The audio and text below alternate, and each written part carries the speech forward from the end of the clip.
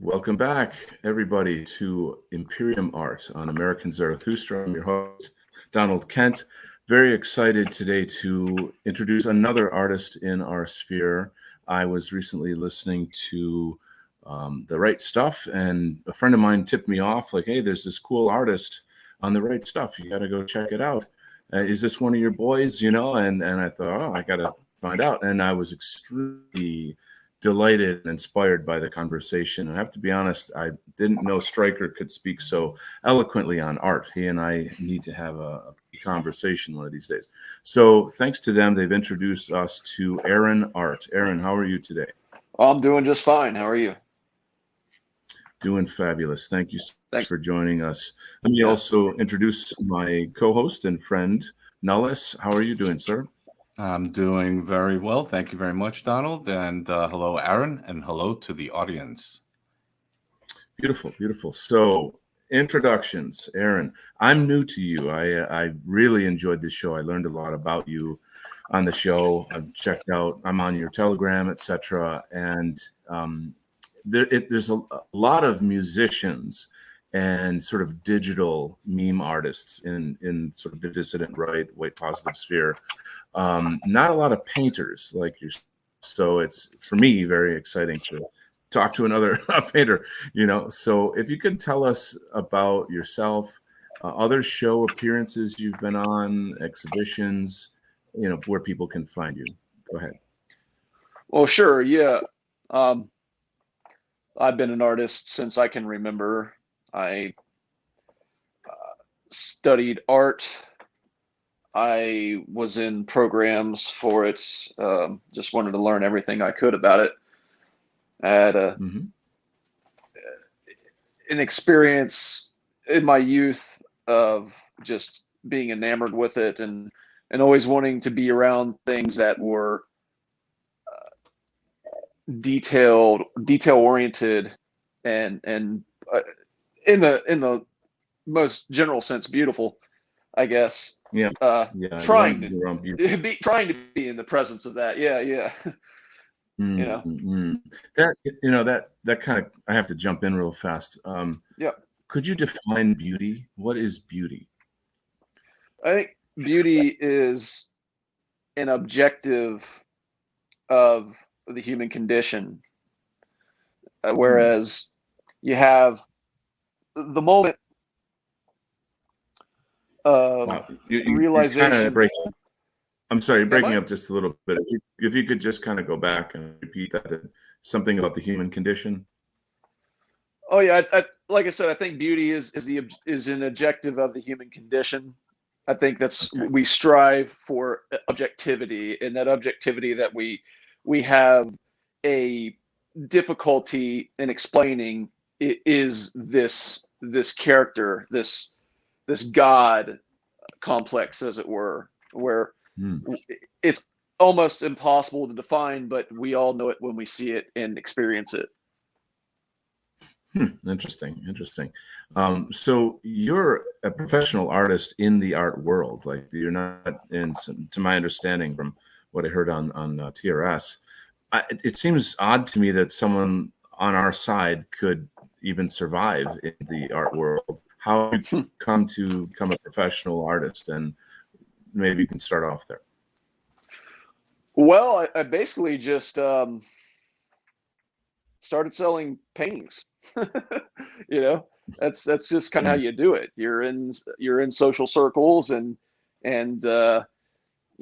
people are throwing up stuff, and you're like, hey, I can do that too. And then you sell your first painting, and all of a sudden you've got the bug. And then Mm. that's basically how it starts. I feel it's just another orientation of goals. Okay. Are you, how do I say this? Are you supported by a specific gallery, creator, dealer? Are you like, where are you in terms of the art world as we know it? I'm in people's homes. Okay, so you're your own agent basically. Am I right? As it stands, yes. Okay. But and what other artists have you exhibited with? I've exhibited with pretty much every modern artist you can name: Banksy, Shepard Fairey, Iron Eye Retina. Hmm.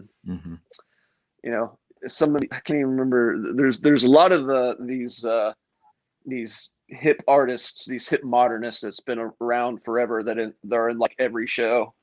Damien Yeah. Hirst, I've shown with Damien Hirst too. Yeah, these So are the names. These are the guy in like yeah. contemporary art world. That's kind of why I'm baffled, because I'm sort of like, well, how did you get in? You know, how did they let you in? Did you sneak?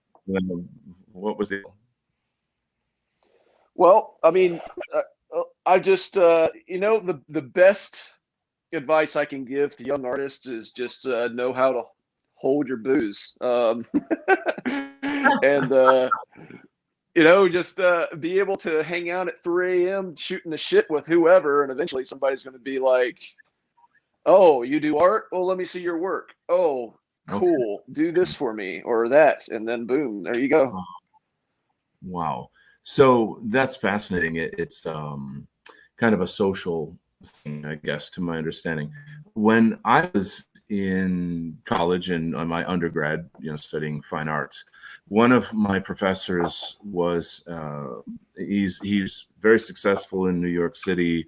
He has a piece in the MoMA. He's sort of in the history books. He's not like a name I guess most people know, but he came out of a certain generation, the Robert Longo generation, that kind of style of art, and I guess sort of late '80s. And he, what was the deal? He told me privately that how you get in, because years ago, whatever, when I was to graduate and move to New York City, become a quote famous artist, he says, well, how it's done is that you hold you get, and then you invite all the art critics and you buy prostitutes for all of them, and then the next Hell yeah. they'll write fantastic reviews about it. And that made me want to throw up to begin with, but I just it completely shattered my illusion of the art world. And of course as a young man, but it's I see the art world as this extremely corrupt kind of anti-art sort of establishment. Could you tell us what is the current state of the art world now? Current state of the art world, yeah. Well, as we know, it's basically just a den for the I don't want to say status quo, but the system to enact its intellectual warfare upon the populace. This has been done because it's taken art away from the working class and stigmatized it to a point to where art is denigrated to the realms of the debauched, the degenerate, and so that's what I would say. That's its function. That's what modern art's function is. It is to alienate, and then obviously there's the money laundering, and then the other thing that I mentioned in this podcast in the cast with Stryker is that it's a way for rich people to shake hands. Okay, so it's sort of like their elite kind of social club in a sense. Yeah, I don't know. I mean, I've given up on it. It's not a world that I am trying to become a part of, or have Sure. been for a while. So there were a lot of really great topics that you and Stryker covered, and I really need to put the link below. I think everybody should jump over and check that out later. So I'm published in the White People's Quarterly, as saying essentially critiquing the art world and saying pretty much exactly what you're saying, that it exists as a kind of a degenerate attack on Western civilization, which is effectively white people. And, it's a certain curriculum, like you have to be anti-white, anti-heterosexual, anti-male, anti-Christian, sure, Yes. and then it's to the point where it's super formulaic, where, just if you bash any or all of those things and you don't make sense, your art is so inscrutable that only the elite can understand it, and therefore the rest of us are just peon, foolish, uncultured plebeians. It's obvious, I think, to a lot of people that making art that, for one, is sort of unjustified or doesn't have a meaning in some way, that is alienating, for one, but also it's a facade for the art world, for the critics, etc., to say that it's something that it isn't. Like, I always say, if you looked at an art exhibit but you didn't read anything about it, and you just let the paintings or whatever, the artwork, speak for itself, then that should be enough. But with postmodern art, it seems that that's not how it works. You have to have, such and such critic or curator talk Right. about it in such a way. And would you agree? Do you think that curators are the stars now more so than the artists? Yes. Yeah, definitely. I witnessed that myself when I was in the gallery circuit, is that the curators are the artists, or they're the stars. The artists are like, they're like the sideshow pets, pretty much. Oh, yes. It's really, well, I mean, I look at somebody like Clement Greenberg, who was the critic that essentially popularized American abstract expressionism, which I don't know how American that actually is, since a lot of these guys came over. There were a lot of Jews in there. Greenberg's obviously Jewish. And that was supposed to be kind of like the end of history, or the end of painting and all this kind of stuff. Postmodernism is really just a kind of, I don't know, it's like a broken mosaic of shattered pieces of all kinds of directions. There's no totality or singularity, other than, I guess, the hatred of Western civilization. Does that make any sense? Yes. Well, I mean, modernism is, I mean, it's, it's its own inside joke. Modernism, it's one of those things, like the label superhero. It tells you it's good, it's new. This is, Huxleyan in its articulation. And it's funny how this has to be done, where you have to, oh, this is modern, that means it's good, that means we're on a forward step of progress. Like, that was ever the goal.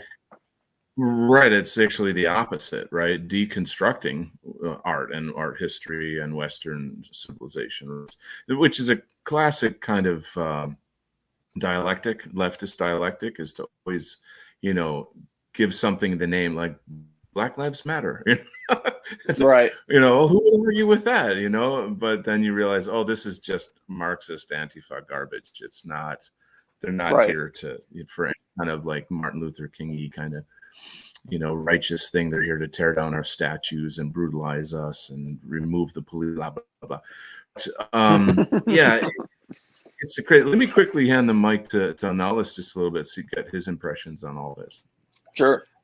Well, first of all, the first question I always have is, how can I be the first to nail a banana to the wall and make $1 million? Yes. I can tell you how. I can tell you how. No, I mean, see, the thing is, like, people say, oh, that took no creativity. Well, it took creativity to get in the social circle of somebody that would buy that just for the audacity of doing it. That's the art. Yeah. That's what I notice a lot of time. So I'm not an art. Well, I mean, I wouldn't call myself an expert on fine arts or modern arts or any of the visual arts, but I'm somewhat familiar with the scene in the sense of the people that surround this, the galleries and the people who go there, and the people. I mean, I've met over the years people, and I've been to gallery openings and what have you. And most of the time you'll just see like this pretentious group of vampires, basically have no talent.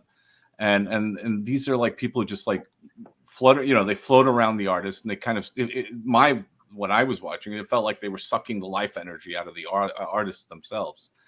And so it was almost like it was this really bizarre spectacle in a way. It's when I think of modern art, I think of that scene from Tim Burton's Batman where Joker goes around and Yes. just goes crazy in the museum, right? That to Yeah, me, right. that to me is what kind of this mockery of art, and so what I do notice is sometimes maybe the artists are rebelling against these vampires in a way because they're just making fun of them. I'm not saying it happens all the time, but I do get the impression that sometimes artists are just looking at these people and saying, you have no understanding of what it is that I'm really trying to do here. So let me just create something bizarre and abstract that has no meaning. And I'm going to tell you that this has some meaning. And then you're going to just flutter around me and act like it's worth $1 million. And sometimes I get that impression that the artists are, not all artists. And again, there's this whole movement of kind of pushing certain narratives in art. And I get that. But I also see that there are a lot of legitimate artists who just do this just to troll these people. I mean, is that true, or is that just something that I'm kind of like imagining? It's rare. I'll tell you that much right now. Most of these people doing this are completely bought in. Okay. They're not. Yeah, they're not what you think. They think their genius is this simplicity. Yeah, they revel in it. Yeah, no, it's not what most people think is like. Oh, they're just fucking with us. No, they're not. They're really not. So it dispels that myth that the artist is just making fun of us, basically. Yeah, no. I mean, I'm sure there are some. I mean, obviously, well, I don't know. You have people like Andy Kaufman, that kind of mentality. Right. Yeah. Where the joke is, I mean, the audience is him. You're not the audience. So, yeah, I'm sure there are people out. I know there are people out there doing it, but they think that they're a lot more keen and clever than they actually are, and people. It's just something that you see all the time in the modern scene of just monocolor celebrity stencils and what the fuck ever, this kind of stuff. People think, oh, I'm going to do it interesting, and I'm going to have I'm going to make a little tomfoolery of this, and it's just like, no, not really. I mean, everybody's done that. I mean, it's been done to death, and that's another thing. It's like when you're not trying to extend your hand to beauty, you're extending your hand to individualism, and you're just gonna. That's where the terms passe and blasé and uncreative energies or uncreative definition insults come in, because you're not trying to go for anything that's one with itself or cohesive. And so you have to constantly be outdoing yourself in this one up incongruous exercise or competition, of course, in the art world. It's as if like bombast is the goal. Like you guys are not you guys. People in that world are rock jocks of visual arts in a way. I blame a lot of this on Andy Warhol. I call him the Antichrist of art.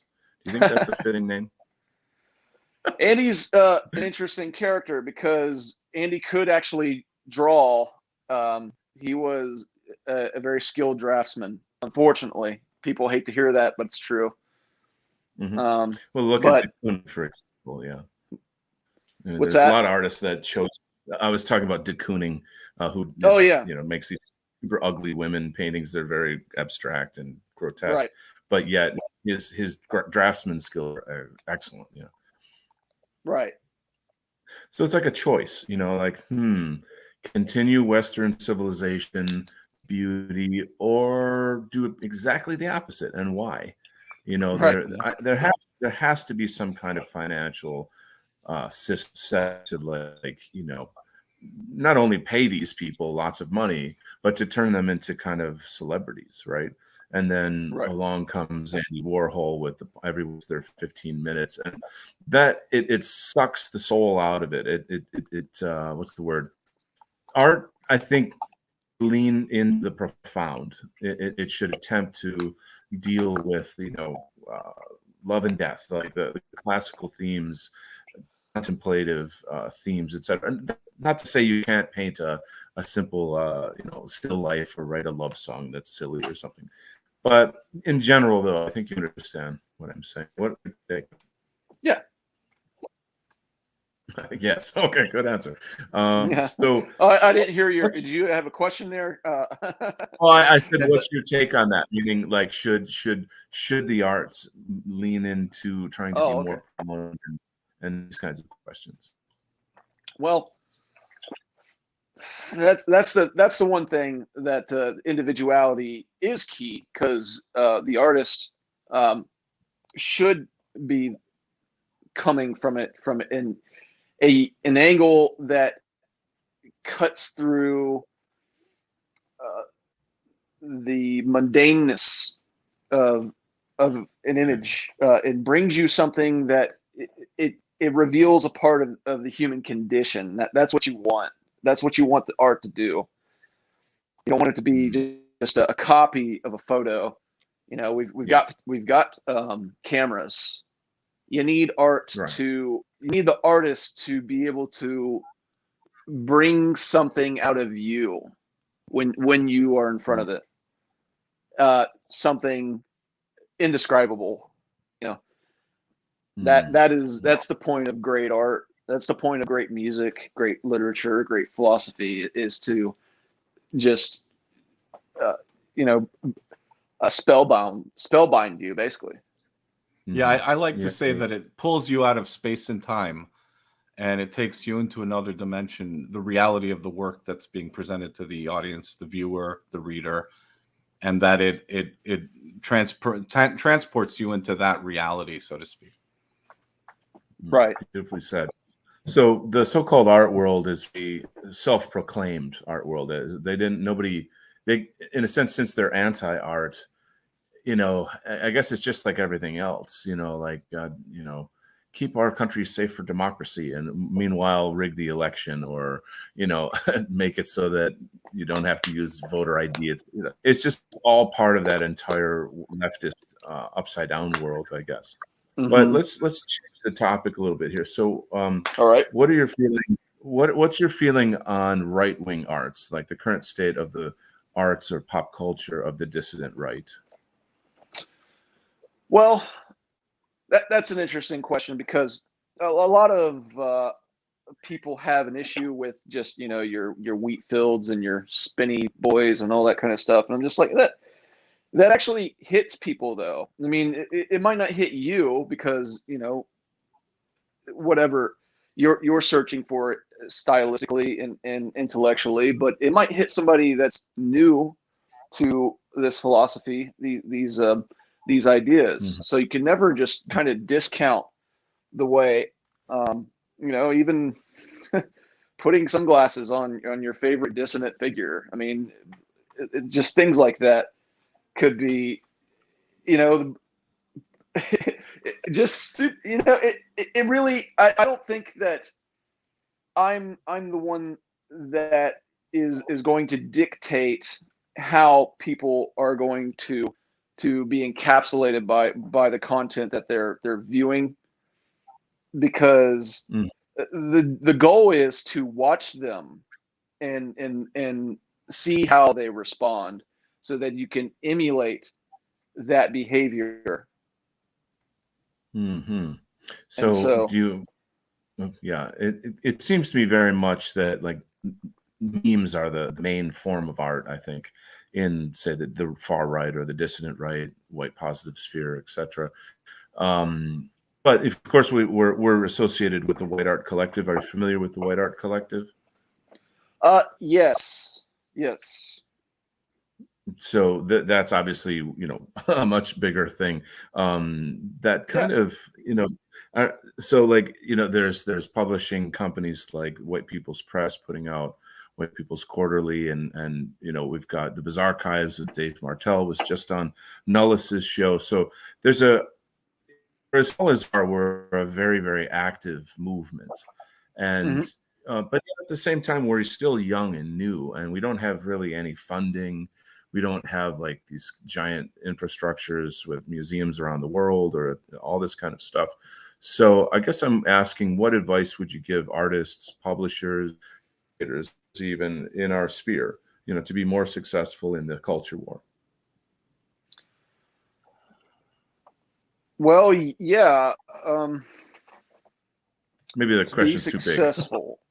To be successful, Yeah. I mean, obviously, like I said, it depends on what success is.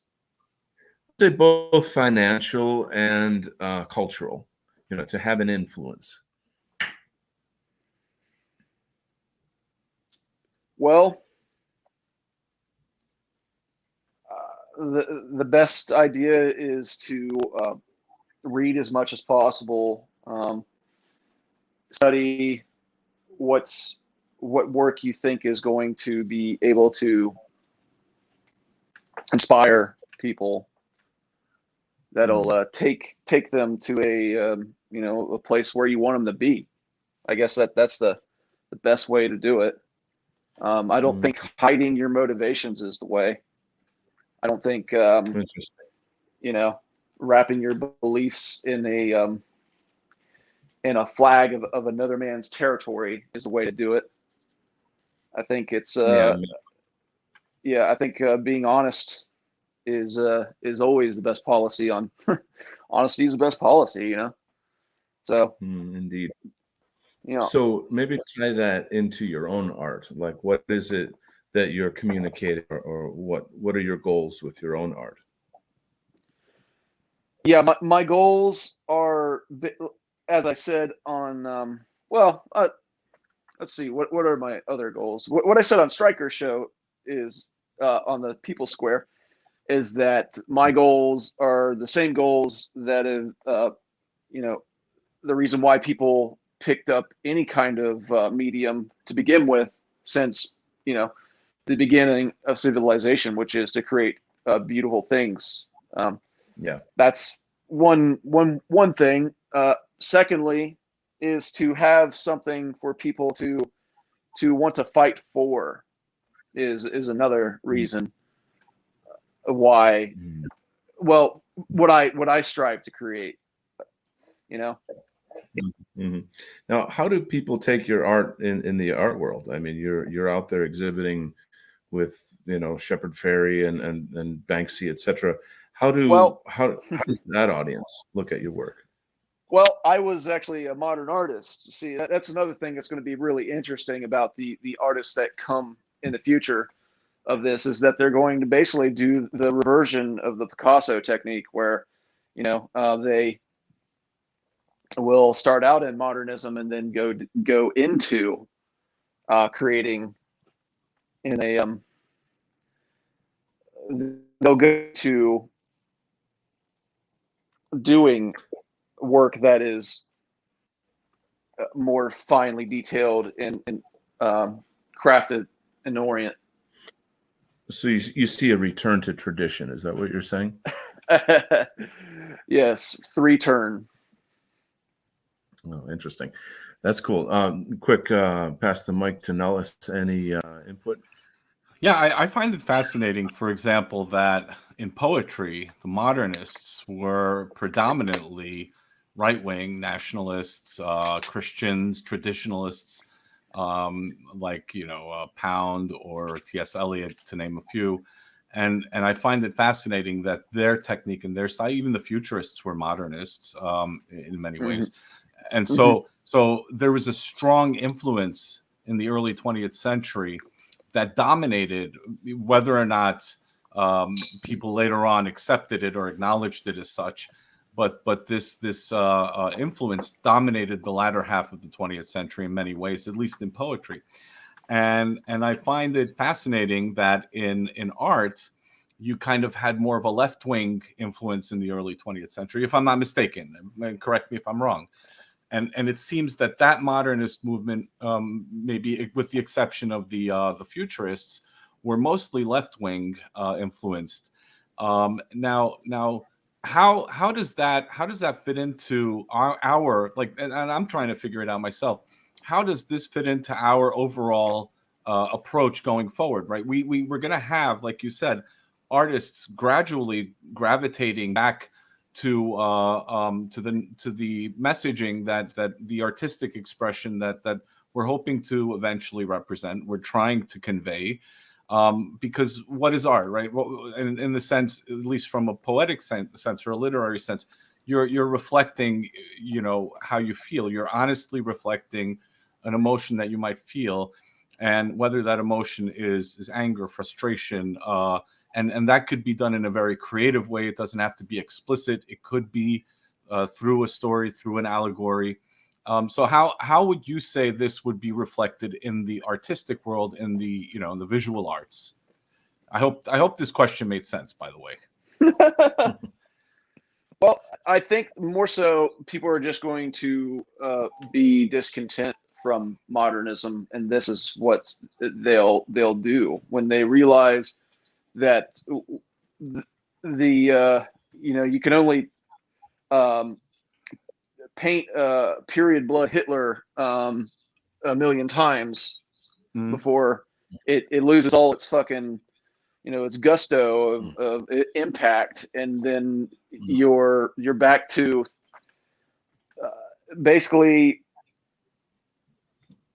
trying to work on details. And then when you work on details, that's the poison pill right there for the modernists. When you start getting interested in the way that things are oriented to make them more aesthetic, then you start to realize that this is much more of a challenge.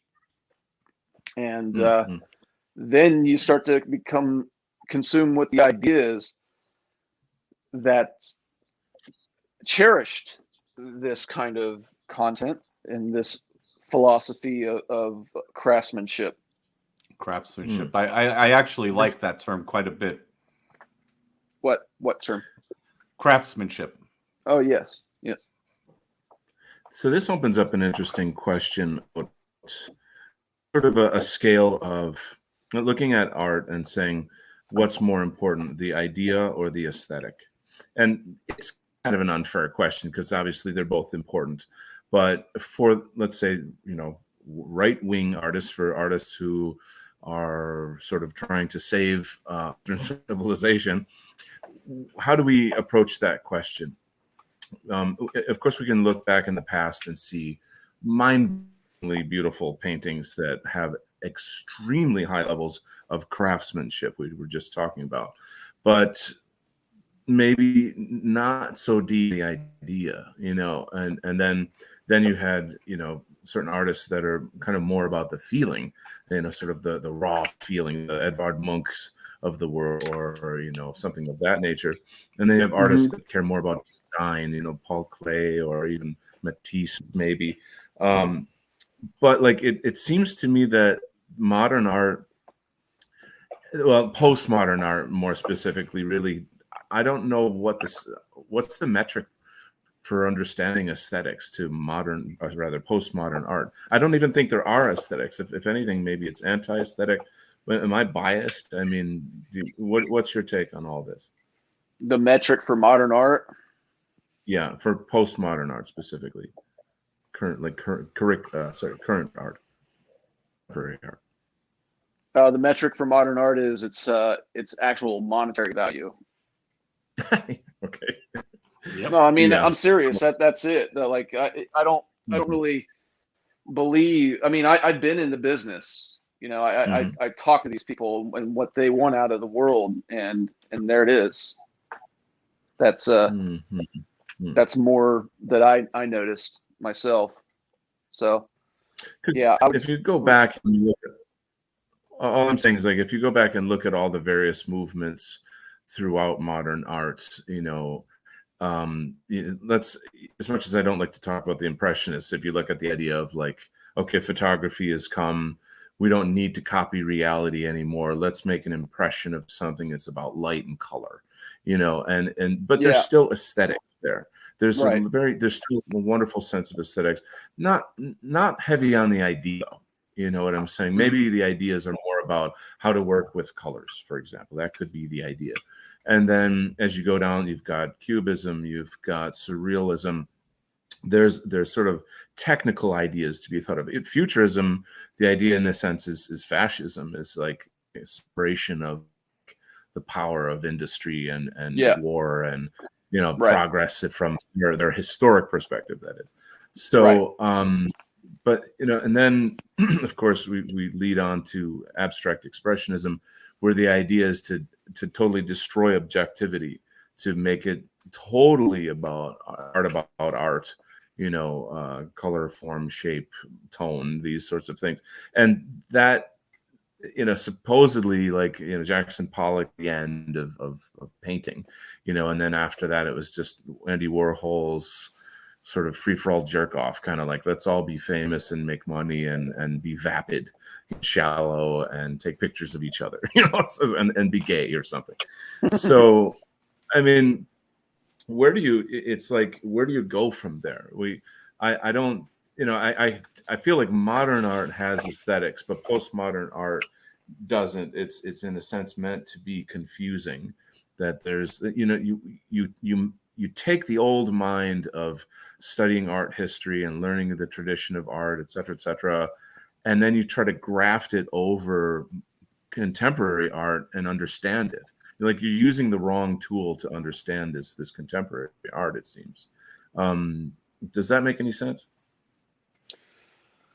Yeah. Well, with modern art, I mean, the whole thing was to be the new medium. I mean, the CIA helped jazz basically become the talk of pure music culture around the world, as with modern art in America and abroad.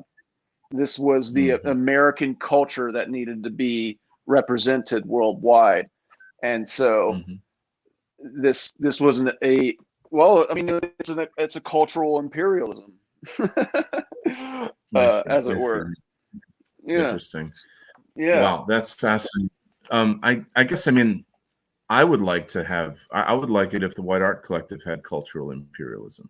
I would like our words and our songs, our poems, our paintings to be exported to other countries and be, pay $1 million for this or that. I feel like, we represent our people, our culture, our history in this way. But it feels like we really have to build our own institutions, our own galleries, etc.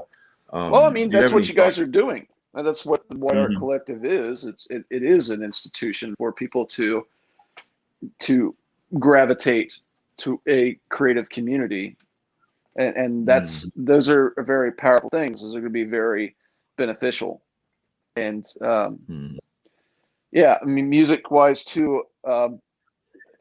I delve into aesthetics visually, but I'm also a musician myself, and it's just amazing how many creative people are feeling this this revolutionary kind of, just revolutionary spirit.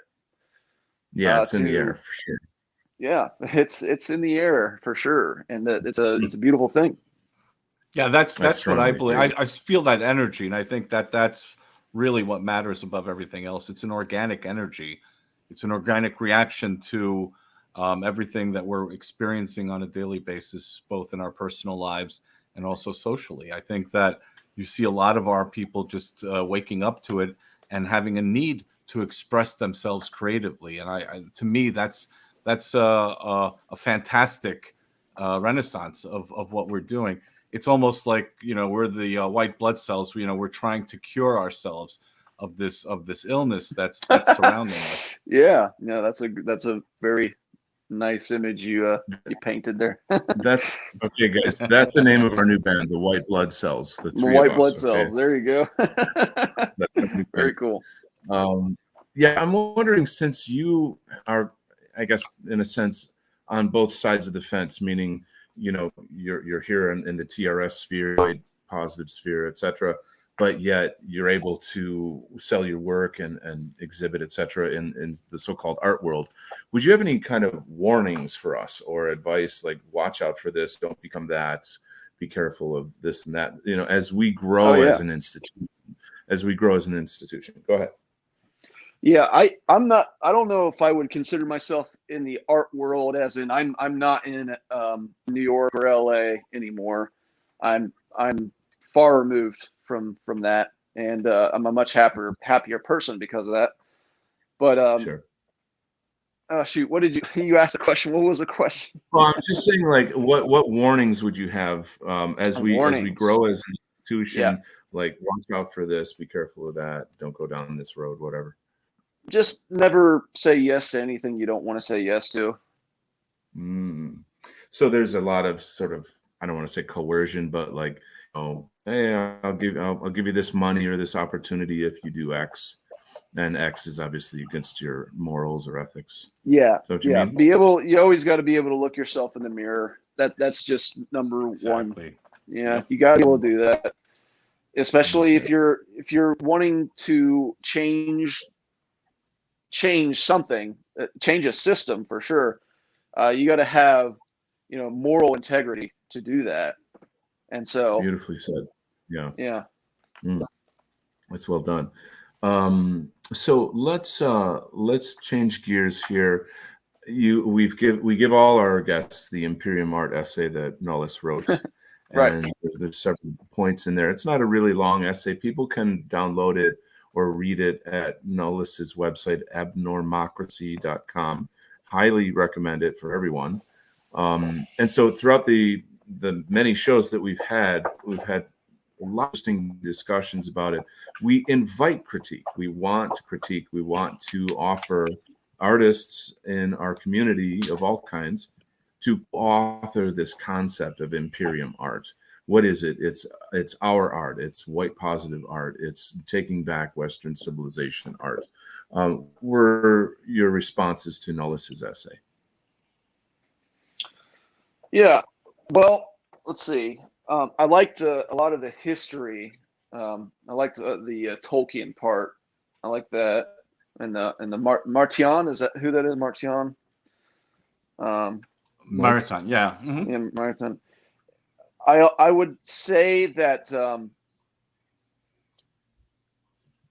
the sentiments described are the reifying of national sentiment, and that is something that we all feel as we move further into this what we're doing here. Mm-hmm. So yeah, I mean, manifestos, and that's what it is. The Imperium Manifesto gets a lot of energy in the logistics, whereas artistically, the sensations that you work with are kind of unexplainable. They're more of the magic or mysticism. Mm-hmm. And so this is for the minds that are trying to understand the undefinable. Exactly. It was very difficult to write this essay, by the way, because of that. Yeah. Because you're trying to contextualize something that kind of doesn't exist right now, or didn't exist, or wasn't put to print, so to speak. So it was, and that's why we're always open to criticism. That's why Donald and I have, from the beginning, have said that the show itself, the Imperium Art series, as well as the project, the essay, it's all a work in progress. We're trying to figure out how we can best contextualize this in this current milieu that we're in. And I think that when you mentioned that question of mysticism, explaining or defining the undefinable, that's really up to the artists for them to do. I think what we try to do with this project, with the essay, is to just give them a little bit of an inspiration. I think that would be a better way to put it, perhaps, right, Donald? Indeed, yeah. It's like, how do I say? Okay, there's an art movement happening. We have all these artists that are talking about the one thing that binds us all together is the need to stop white genocide. Now, we have a huge spectrum of sort of political views, religious views, mediums, levels of maturity in terms of like how long have you been doing your art, and how good are you at that medium. So there's a giant kind of spectrum of all these points. And the cornerstone of it all, of course, is white racial consciousness, which obviously means restoring, saving Western civilization, and all of these kinds of things. So with that in mind, it's kind of like the Imperium Art Project is becoming self-aware as it goes. It's not, so we don't have history to look back on and say, oh, guys, stuff, and like, here's what I think about it. We're making history. We're the spearhead of the future. We're plunging it into the heart of the left, and we're taking back our own narrative with this concept. So, and again, when I say we, I mean everybody who's a part of this. And I even include the audience, because we don't live in a void. We don't, you know what I'm saying? The audience, right? What art if there's nobody to appreciate it, right? It's our culture. And so we artists, musicians, poets, etc., we make works of art for that audience. Now, granted, there's audience, not all of us, how can I say, some of us will make memes and arts of some kind that maybe is meant to attack or insult enemies and these sorts of things, and we can all have a laugh at that or something. Yeah, but, sure, of course. Yeah, but overall, it's a unique situation. So, like, I don't compare myself to Clement Greenberg at all, but look at him and that situation where he was writing about abstract expressionism as it was happening. But it's like, which came first, the chicken or the egg? Like, could abstract expressionism have happened without Greenberg, the critic? And of course the MoMA or the Guggenheim, and on various platforms where people could show and sell the art. So, I don't know. I mean, this is kind of what's happening. And I'm an art teacher as well as a professional artist. Yeah. And so I just kind of grabbed the torch, and I thought somebody's got to create a documentary about what we're doing. And then hopefully in the future, the next generation and the next, etc., will look back on this and understand what it is that we're living in, how we're surviving this white genocide, how we're trying to get around it, how we're trying to fight it, stop it, through all our various arts. And it's a culture war. It's not not a war in trenches with bullets and grenades. It's it's about this human spirit. It's about civilization, and what could the arts are a very high level of civilization. So in a way, we're fighting this war on our own terms in that sense, I feel. So this is why it's important whenever I find someone like yourself, Aaron, who's doing the work you're doing, I want to involve you in the conversation and in the white art community, etc., and get engaged in these discussions. So Nullis's essay is a fantastic starting point for that. And it's funny, Nullis and I want criticism. We want people to tell us, you're not doing this right. You should improve over here. I like that, XYZ, whatever.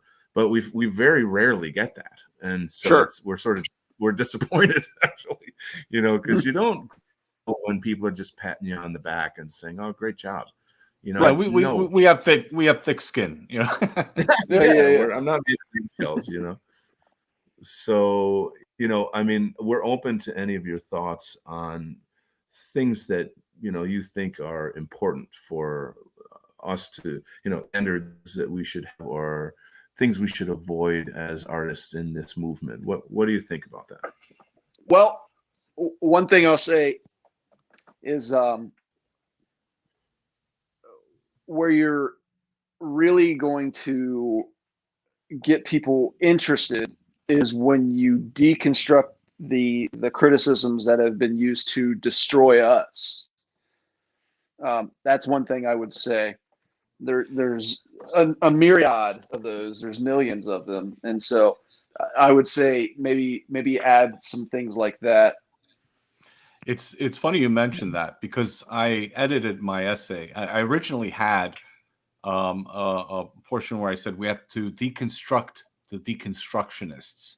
Yeah. and at one point, and then I don't know why, but there was a moment where I realized, no, we don't have to do that anymore.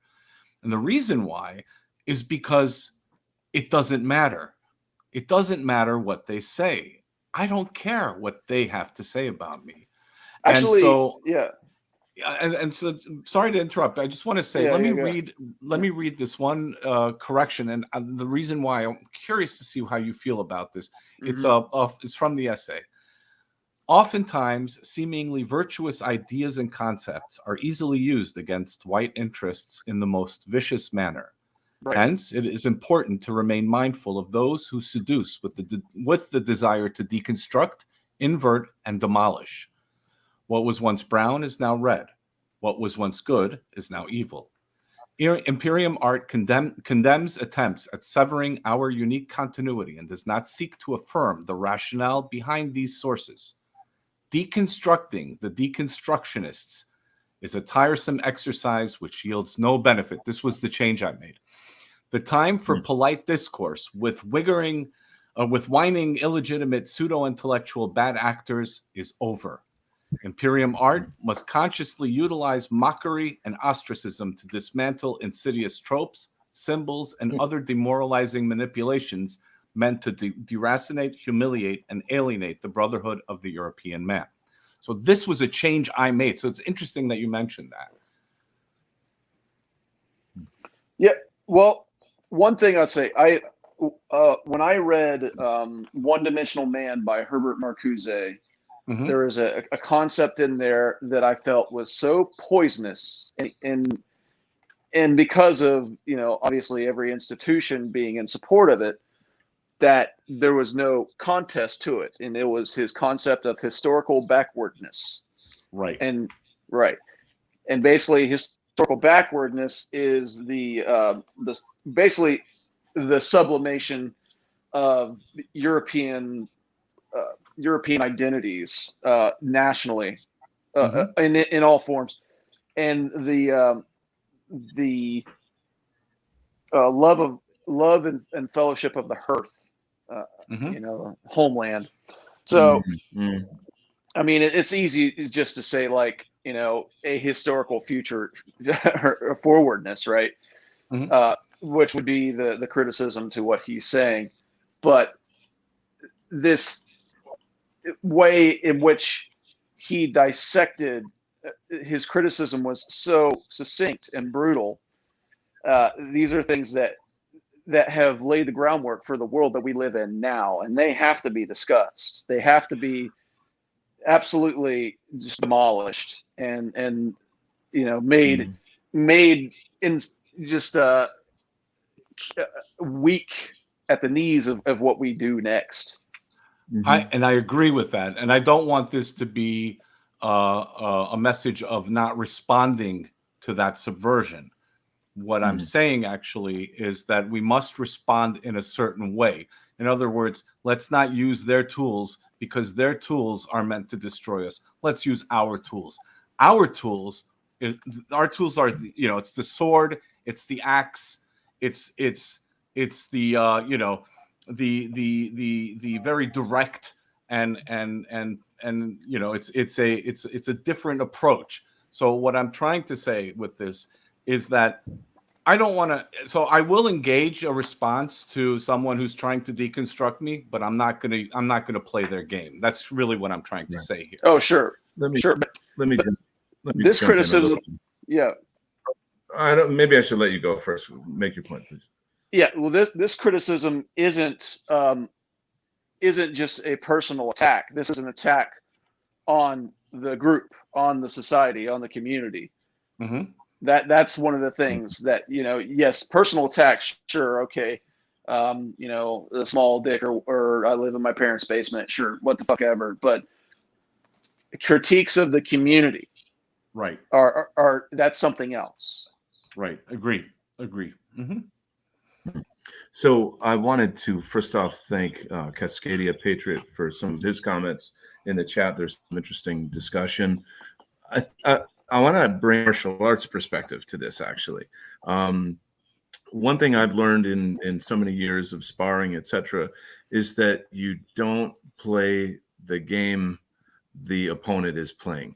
Whatever there's, if they're really good at kicking, you don't try to defeat them with kicks. If they're really good at, throwing, you don't try to defeat them with throws. You cannot use, as you say, like their tools or their tactic, for example, their lexicon, to defeat them. So it's much, much, much better to be our own entity with our own lexicon, our own ways of communicating. And so it's sort of somewhere in between all of these ideas. You can't not fight in a sense, but you can kind of Zen fight, if you will. So sometimes not responding when somebody insults you, for example, demonstrates to them that you're not important enough for me to even talk to. And it's insulting to them, and they end up kind of like fizzling out, like burning themselves out. So that's a strategy, for example. But I feel like these are the big questions that do play a role in the arts. Not everybody in say the Warrior Collective wants to do that, engage in that kind of sort of culture, or others are just more maybe about their own personal world building or something. But go ahead, Knowles. Yeah, let me give an example. For example, racism, the word racism. I don't acknowledge that word. That word to me does not exist. If somebody calls me a racist, I look at him and I say, what's your point? I really don't care. I don't care. It doesn't change my life. It doesn't impact me. It doesn't influence me. It has zero bearing. It has zero meaning for me. And so what I'm trying to say, and I just made a comment in the chat to say that I will need to modify the essay to clarify this point that I wanted to make, because you're right, Aaron. So you're absolutely correct. And you actually highlighted a very important point that needs clarification. So to be passive is not the issue here, but to look at them and say, for example, you'll have a critique, an art critique that is designed to attack us collectively, as opposed individually. Is, we must rise above the personal attacks. That's another issue. We can't let somebody, all these dumb comments, it doesn't matter. They're inconsequential. But what does matter is, right, you absolutely are correct, is the influence that these, collective critiques have on us, on our understanding of ourselves and our self-confidence. And so we do have to respond to that. But the way in which we have to respond to it is that just to give you the example, if somebody says, oh, you're a racist. And I'm like, what's your point? I really don't care. It doesn't mean anything to me. And then they have there's nothing they can say, because it doesn't mean anything to me. It doesn't exist. Word was weaponized. It was created and weaponized against us. Why should I care about that? But I will respond to it. And I will say that my confidence and my approach to you, that's my response. Mm-hmm. So I'm that's what I'm trying to say. I hope that clarified it a little bit. Yeah. I would say so. Yeah, it's interesting. I think this is the thing of a conversation that many more artists should be involved in. I think we all have some interesting comments and perspectives on it. However, I'm sure that many other people we know in our sphere would have even more ways of looking at it. And I think it's essential too for how do we make our art? Why do we make our art? How does it affect the audience? An actor has to think, how do I inflect these words to create meaning, or what does my body language show? So we have to be very intentional and work out these questions.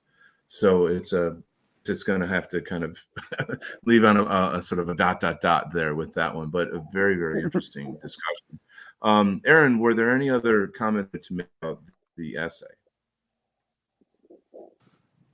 Well, not right offhand, no. Okay. Sorry. I hope, No, I just wanted to give you a chance to do that. But so we want to thank you so much for coming. It's always an interesting show. We usually try to wrap it up in about an hour. Where can people find you?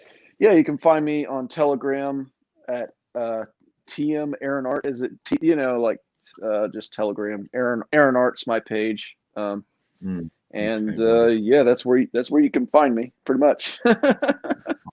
Awesome. Yep. Well, thank you very much for joining us today. Please follow him on Telegram. Thank you so much for Nullis for joining us and bringing what you got, all your game. Thank you to the audience. Thank you, Aaron, for being Indeed. So we'll see you next time on Imperium Art. Everybody have a great evening.